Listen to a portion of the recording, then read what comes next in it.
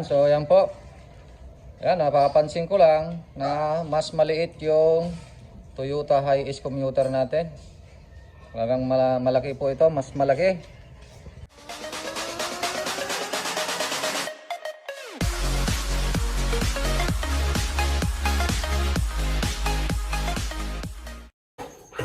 Good morning mga kalakay. Kumusta po kayo dyan? Pasensya na po at madalang po tayong mag-upload ng video ngayon. Sa nakakaraan, ibig kong sabihin.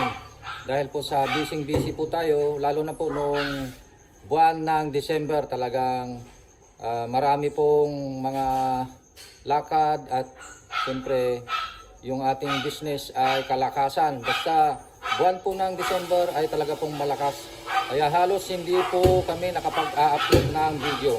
Ngayon ay bibigyan ko kayo ng update sa ating pinapatakbong negosyo. Sa ngayon, January, ay panahon ngayon ng renewal ng mga permit. Kaya busy na naman tayo mga kalakay. Pero nagplano po ang aking mga anak. Natutulungan na ako sa pag-upload ng video. Kaya hopefully ngayong 2024 ay sunod-sunod na po yung ating pag-upload ng video sa ating YouTube channel. At bigyan ko kayo ng update mga kalakay dahil noong isang araw o kahapon ay dumating po ang ating inihintay na sasakyan. Hindi po ito dahil ito po yung dating sasakyan natin. Purchase po natin itong Hiace commuter na to 2018. Ngayon ay mayroon po tayong bagong purchase na sasakyan. Ito po yung tinatawag nilang next generation Ford Ranger Raptor 2.0 bi-turbo 10 speed automatic at yun 4x4. Kaya ito update ko po sa inyo dahil po sa ating pagsisikap sa ating negosyo ay salamat sa Diyos at nakamit natin itong matagal na nating pangarap. Actually ay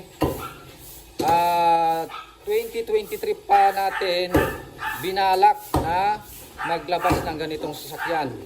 At alam niyo po, mahirap din na mag-reserve dahil pagka nag-reserve ka nito ay abutin pa ng ilang buwan. Kasi talagang sikat na sikat ito. Maraming mga may gustong mag-avail po ng ganitong sasakyan. Lalo na po ngayon. Ito yung tinatawag nilang the best pick-up truck year 2023. Ito yung tinaguri ang the best truck. Hindi ko alam kung ano pang sa title nun. Ford Ranger Raptor. Kaya buti na lang ay nakakuha tayo. Salamat sa mga tumatangkilik po sa aming fried chicken. Lalong-lalo po yung mga pabalik-balik nating mga customer. Ayan. Kaya maraming salamat po. Para po sa mga kalakay natin, mga bago pa sa aking channel, 15 years na po kami sa negosyong fried chicken. Dati mayroon po kaming 8 outlet. Pero nung nag-pandemic ay naging 4 na lang. Pero sa awa ng Diyos, sa 4 na branches namin ay maganda po ang kita. Kaya kung ako po sa inyo, kung wala po kayong pinagkakakitaan, wala po kayong negosyo, pwede po kayong magsimula sa fried chicken business. At tutulungan ko po kayo na magsimula. Kung gusto niyo po ng libre, ay i-search niyo lamang po yung mga video po sa ating YouTube channel. Kasi 3 years na po tayo nag-upload ng mga tutorial ng mga procedures ng fried chicken business dito sa ating channel. 3 years na po mula po nung nag-pandemic ay nagsimula po kaming mag-upload.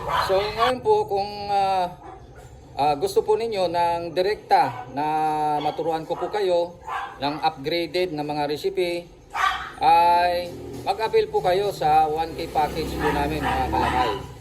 Kaya mayroon po tayong Facebook page at doon po yung transactions at doon po namin ipinopost din yung mga updated na nangyayari sa ating negosyo, pati yung ilang mga basic na tutorial na videos po sa pamamaraan ng fried chicken. Yan, bali just follow our Facebook page at doon po kayo mag-message kung interesado po kayo sa ganitong business, mga kalakay. Yan, so iikot natin ang ating sasakyan, titignan natin kung ano yung itsura, quick round sa ating sasakyan na Ford Ranger Raptor 2024.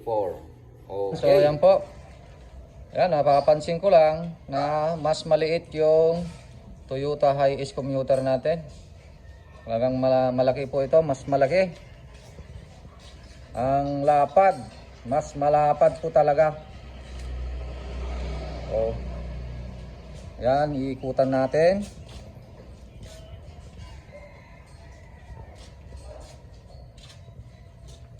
Okay. At napansin ko na mas mahaba siya. Mas mahaba. Yan, ito po yung likod. Ayan po.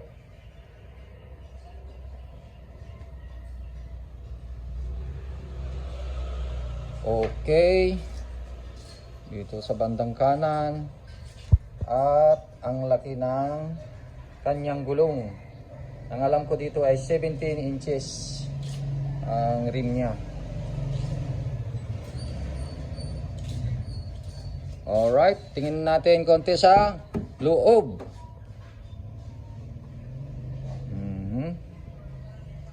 Okay.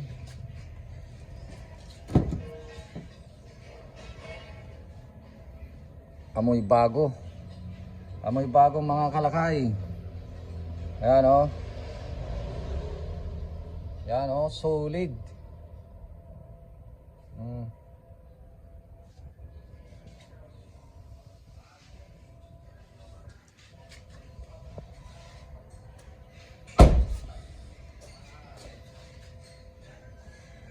Pati yung pusa gustong sumakay. Halika na. Peaches, halika na Peaches. Gusto mo sumakay.